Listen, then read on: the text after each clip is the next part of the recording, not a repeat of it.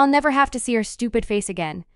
Hear her call me himbo one more time, nearly get killed by mercenaries or criminals over something stupid. I'll be free of Scout once and for all. After we get divorced, of course. If that didn't make any sense to you, same here. Now, on to the 30-year treasure hunt and buried treasure.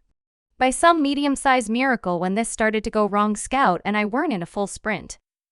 It was more of a creaking feeling of dread, like a leaky tap of suffering. Just act normal. Don't be suspicious, I whispered suspiciously. Then stop looking over your shoulder every half second, himbo, Scout whispered back. Good God, if it's your fault that I'll get banned from the museum, I'm gonna be the one to shoot you at the end of this month. None of the stuff here is even stolen. They have alien dinosaur skeletons. This place is awesome, I whispered directly and percussively into her ear.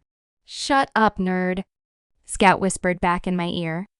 Oh, now I'm a nerd. What? I thought I was a himbo? Can't choose, huh? Pick one, horny. I grabbed Scout's horns and politely pushed her away. Say the riddles again. Scout laughed. I sighed, and I also swore. Swore that whoever made up the stupid riddle was now my mortal enemy and will one day get pants by my hands. What is the beginning of eternity? The end of time and space, the beginning of every end and the end of every race. I recited from a non-consensual memory. Scout replied bitterly. What starts from the same point, but one lives while the other dies? I droned on. Midday or midnight. Scout pointed at the fancy stained glass skylight. It was near midday. What do men bargain for that can never be sold? I groaned, finally done with that stupid riddle. Time! Scout spun around like her hands wanted to touch everything in the museum. Took us 3 tries. The last 2 times we nearly got killed, but we got there in the end. Scout's words echoed a bit too loud. The only person there was the janitor sweeping the floor. An older one of those lion-looking fellows, with a few silver streaks of hair in his mane. He looked up and chuckled slightly at the 2 idiots before him, and had a familiar look in his eyes that I couldn't quite place. Oh, the joys of an adventurous youth. He laughed in a deep, rumbling voice. Sorry, Scout said awkwardly and scurried back to me. Wait, I whispered back. I pointed at a squad of people in a section ahead of us. They were looking at one of the artifacts in a glass case. And by looking, I mean casing the joint. Trust me, I've broken into enough places to know the difference. Legally. Private investigator. I don't think we're the first to figure it out. I sighed. We slowly made our way to them and did our best to pretend they didn't have guns and outnumbered us. We walked past them. A hand gripped my shoulder. I reached for my own gun. Another hand stopped me. I looked over and saw the Scout also wasn't able to take out her gun. We were turned around forcefully. In the middle of the 6 large guards was some tall link-like Scout. Dragon-like horns, charcoal black, and a leg-sized tail, the same black. With long hair, but her eyes were different from the other lynx I've seen. Instead of the usual whirlwind of fire as the color, it was a storm of the hues of gold and luxury. What took you so long? The golden-eyed woman asked. We were let go, but the guards already rested their hands near their guns. We stood in front of her. She took away the option of running away, screaming, How rude! Where is it? She crossed her arms. Where's what? I shrugged. You know us criminal types are friends with each other, right? We have tea sometimes. I've been warned about you and Scout. I know even though you're outnumbered and outgunned, you'll find some loophole, outsmart me, or convince my guards to turn against me. Which means you're clever, so you probably know where it is. So, just tell me, I know you want to feel clever. We'll even split it, 3 ways. She stood her guards down. Oh, okay. I looked at Scout to make sure I was hearing it right.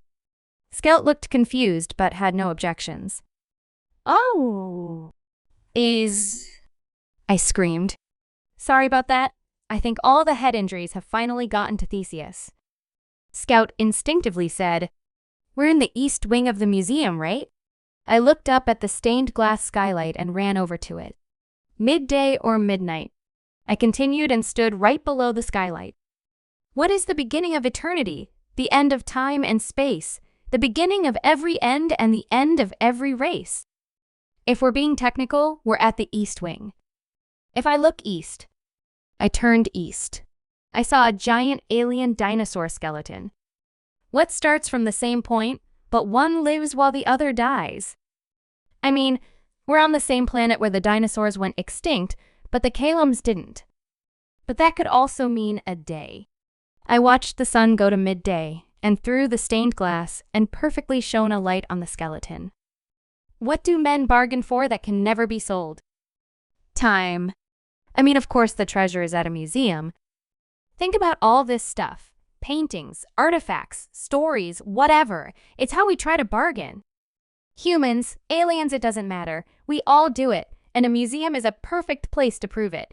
How eventually it will all be lost to time. I admired the skeleton. Wait, time. Time. Oh, freaking, of course, time.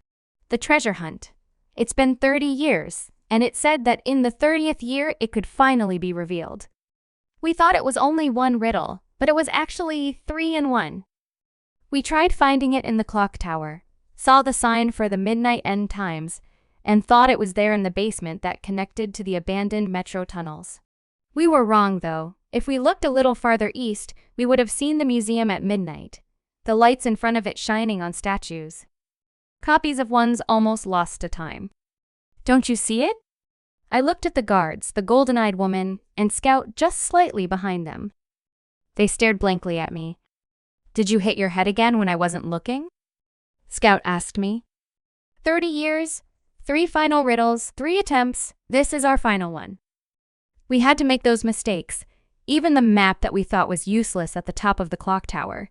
The tunnels were empty, but the direction we took actually matched the map, now that I'm thinking about it. I nearly jumped in excitement. I remembered the map and finally walked towards the skeleton. I followed the exact route of the map just in smaller steps, until I was met by a door, a perfectly ordinary one, with a clock right above it. I read the sign out loud. East Wing Artifact Storage. Authorized personnel only. I laughed. Wonderful. You really are as smart as everyone says you are, the golden-eyed woman said. Kill him quietly. She lightly tapped her guards. I threw my hat at the nearest one. 7 silent gunshots briefly filled the air. Then loud swears as the guards and golden-eyed lady forcefully humped the ground with taser rounds sticking out of them. Please, like you'd actually split the treasure with us. I just needed to distract you long enough for Scout to get behind you. I smiled and picked up my hat. So it isn't true, the treasure still can't be found. The golden-eyed idiot stuttered on the ground as all her muscles tensed. So incredibly and cosmically frustrated. Actually, I was just making up crap at the start, but by the middle. I trailed off and looked at the door. You want to pick the lock, Scout? I asked. Please, I already did all the work today. She laughed. I walked over and picked it in a few seconds.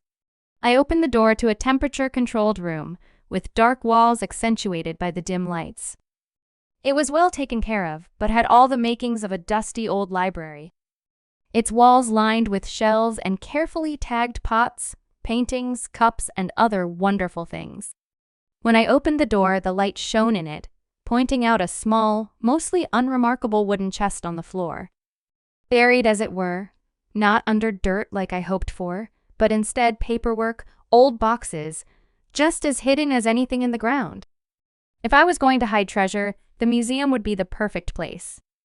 Hidden among numberless, priceless things. You could even work here to keep an eye on it.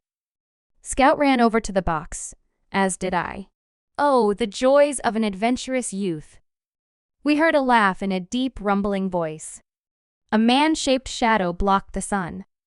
We both turned around and saw the janitor standing in the doorframe. Part-time the other half, treasure hunter.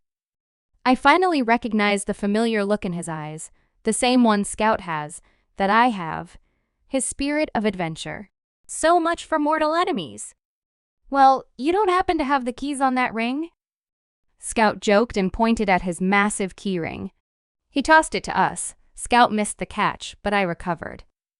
I noticed in the slew of modern keys, one single old bronze key. Scout finished taking off everything on the treasure chest. We both smiled at each other like 5-year-olds. I unlocked it and slowly, nervously, we opened it together. "So what are we gonna do with it?" I asked and sat back, giggling to myself. Scout looked down at the chest full of jewels, gold, pearls, trinket, jewelry, and countless other things. She reached to pick something up I couldn't see. "Well, I'm already rich, so I don't exactly need the extra money. We're also not divorced yet." She picked up a dull gold ring that was painfully average compared to the other treasures in that box. "And quite frankly, I would like to mock you some more. So in human culture, does it go on the left or right hand?" Scout smiled at me. "Left, I think. God, we really need to get divorced." I shook my head and laughed. "What are you going to take, my dear, incompetent husband?" Scout put on the ring and cackled. I scooted over to the box full of treasure that I could have made myself richer than Scout, which I really didn't need or want. I ruffled through it for a second and finally saw something. A small gold pin of a linkhorn. I took off my patchwork hat, looked at all the fabrics and leather, the covered-up bullet hole, along with every other memory, and carefully pinned the horn to it. "So, what now?" the janitor asked wisely. Scout and I thought for a moment. You know, just because we found something doesn't mean we have to keep it. Who says we even did? We were wrong the first 2 times. Who knows? Maybe it was never in the museum in the first place, somewhere else. For someone else to find. I smiled and closed the chest. Who knows? The janitor shrugged and gave a knowing smile I've chased my whole life. Scout and I stood up. So we did it, and it's been 30 days. We've both lost count about how many tasks I've already done. But safe to say, probably more than 30, most practically impossible. So we're square, and I'm sure you could find a way to convince your dad to get rid of those marriage papers alone. We don't ever have to see our stupid faces again. I stared at the treasure chest. Yeah, Scout said, also still staring at the box. You won. We don't ever have to see each other again. She finally turned to face me. We both walked out of the dimly lit storage room. Said our goodbyes to the janitor. Stepped over the still tasered idiots. Scout turned one way, the nearest exit out of the museum. I turned the other, the way deeper inside. We gave each other a small nod goodbye and walked the opposite ways. See you tomorrow, we said, and both laughed.